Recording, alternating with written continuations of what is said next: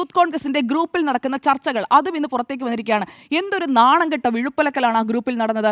അത് ഒരാൾ ഒരു പീഡകനാണ് എന്ന് മനസ്സിലായി കഴിയുമ്പോൾ, ഒരു പ്രഡേറ്റർ ആണെന്ന് മനസ്സിലായി കഴിയുമ്പോൾ ആ വിഷയത്തിൽ എന്തുകൊണ്ടൊരു ക്ലാരിറ്റി വരുത്തുന്നില്ല എന്ന് ചോദിച്ച സ്നേഹയെ വട്ടമിട്ട് വേട്ടയാടുന്ന ചർച്ചകളാണ് ആ ഗ്രൂപ്പിലെ പുറത്തേക്ക് വന്നിരിക്കുന്നത്. മാത്രമല്ല, ഇതിന് പിന്നിൽ ഒരാളെ അങ്ങ് പിൻ പോയിന്റ് ചെയ്തിട്ട് അയാൾ എന്തോ തെറ്റ് ചെയ്തു എന്ന് പറഞ്ഞാൽ ഞാൻ ആ പേര് കോട്ട് ചെയ്യുകയാണ്. ഇപ്പോൾ പുറത്തു വരുന്ന വിവരങ്ങൾ അനുസരിച്ച് അബിൻ വർക്കി കട്ടപ്പയായി നിന്ന് മറ്റേയാൾ ആരാണപ്പോൾ ബാഹുബലി, ഇത്രയും കാര്യങ്ങൾ ചെയ്തയാളെ ബാഹുബലിയായി വാഴ്ത്തുന്ന ഒരു കൂട്ടം യൂത്ത് കോൺഗ്രസിനകത്തുണ്ടെന്ന് പറയുന്നത് എന്ത് നാണക്കേടാണ്. ബാഹുബലിയാണ് പോലും ബാഹുബലി. ആ ബാഹുബലി സിനിമയിലെ കഥ എന്താണെന്ന് അവർക്കറിയില്ല. ആ ബാഹുബലി ഇതുപോലെയൊക്കെ ആളുകളെ എല്ലാവരെയും, പെൺകുട്ടികളെ എല്ലാവരെയും ഇങ്ങനെ മാറി മാറി പീഡിപ്പിച്ചുകൊണ്ടിരിക്കുന്ന ആളാണോ? ബാഹുബലിയെ കുത്തി വീഴ്ത്തിയ കട്ടപ്പ എന്ന് പറഞ്ഞുകൊണ്ട് അബിൻ വർക്കിയെ പിൻ പോയിന്റ് ചെയ്തുകൊണ്ട്, കാരണം കഴിഞ്ഞ യൂത്ത് കോൺഗ്രസ് തെരഞ്ഞെടുപ്പിൽ 2ാം സ്ഥാനത്തെത്തിയത് അബിൻ വർക്കി.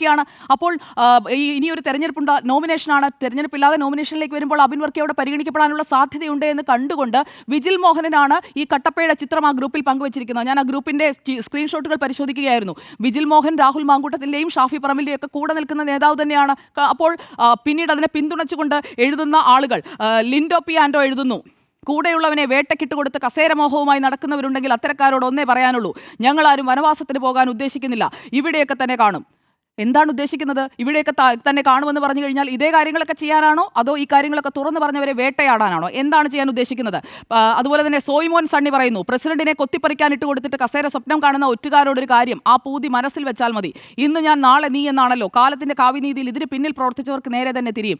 എന്താണ് കാലത്തിന്റെ കാവ്യനീതി? ഗർഭിണിയാക്കിയതിന് പിന്നിൽ പ്രവർത്തിച്ചത് ആരാണ്? അത് നിങ്ങളുടെ നേതാവാണെന്നല്ലേ അവർ പറയുന്നത്. ആ ആരോപണം ഉന്നയിക്കുന്ന പെൺകുട്ടി പറയുന്നത് ആരാണ്? ഈ ഗർഭത്തിന് പിന്നിൽ പ്രവർത്തിച്ചത് ഈ നേതാവാണെന്നാണ്. അപ്പോൾ പിന്നെ കാലത്തിന്റെ കാവ്യനീതി എന്ന് പറയുന്നത് ആ പെൺകുട്ടി ആദ്യം, അല്ലെങ്കിൽ ആ പെൺകുട്ടികൾക്ക് ആദ്യം നീതി ഉറപ്പാക്കി കൊടുക്കാനാണ് ഈ പറയുന്ന ആളുകളൊക്കെ ശ്രമിക്കേണ്ടത്. ഒരു തന്നെ ചോരയിൽ ചവിട്ടി നേതാവാകാമെന്ന് ആരും വിചാരിക്കേണ്ട. വിചാരിച്ചവനും അതിന് കൂട്ടുനിന്നവരും സന്തോഷത്തോടെ ഇരിക്കുക. ചോരയിൽ ചവിട്ടി നേതാവാകുക, ഇവിടെ ചോര ചിന്തുന്ന യുദ്ധമല്ലേ ചെയ്തത്? 1ാം ലോകമഹായുദ്ധവും 2ാം ലോകമഹായുദ്ധവും ചെയ്തിട്ട് ഇങ്ങനെ വീരാളിയായിട്ട് നിൽക്കുന്നത് പോലെ, അല്ലെങ്കിൽ കേരളത്തിലേക്ക് തന്നെ വന്നു കഴിഞ്ഞിട്ടുണ്ടെങ്കിൽ ഇവിടെ വലിയ പ്രക്ഷോഭങ്ങളിലൊക്കെ പങ്കെടുത്ത് ചോര ചിന്തി നിൽക്കുന്ന ആളാണ് പോലും. ആ രീതിയിലുള്ള വീരപരിവേഷം കൊടുക്കുന്ന ഈ കൂടെ നിൽക്കുന്ന ആളുകളുണ്ടല്ലോ, അവരൊക്കെ കേരളത്തിലെ സ്ത്രീ സമൂഹത്തിന് കൊടുക്കുന്ന സന്ദേശം എന്താണ്? ഇനി സ്ത്രീകൾക്ക് വേണ്ടി ഒരു സമരം ഏറ്റെടുക്കാനായിട്ടുള്ള എന്ത് ധാർമ്മികമായിട്ടുള്ള, അല്ലെങ്കിൽ നിങ്ങൾക്ക് അതിനുള്ള ഏതെങ്കിലും തരത്തിൽ നൈതികമായോ ധാർമ്മികമായോ ഏതെങ്കിലും തരത്തിൽ നിങ്ങൾക്ക് അതിനൊപ്പം നിൽക്കാൻ കഴിയുമോ? നിങ്ങൾ സ്ത്രീകൾക്ക് വേണ്ടി ഒപ്പം നിൽക്കുന്നവരാണ്, സ്ത്രീകൾക്കായിട്ടുള്ള സംരക്ഷണം നൽകുന്നതിന് സ്ത്രീ വിഷയങ്ങളിൽ ഇടപെടുന്ന ആളുകളാണ് എന്ന് നിങ്ങൾക്ക് ഇനി ഒരിക്കലും പറയാൻ കഴിയില്ല. കാരണം നിങ്ങൾ അയച്ച, അല്ലെങ്കിൽ നിങ്ങളിട്ട സന്ദേശങ്ങളാണ്.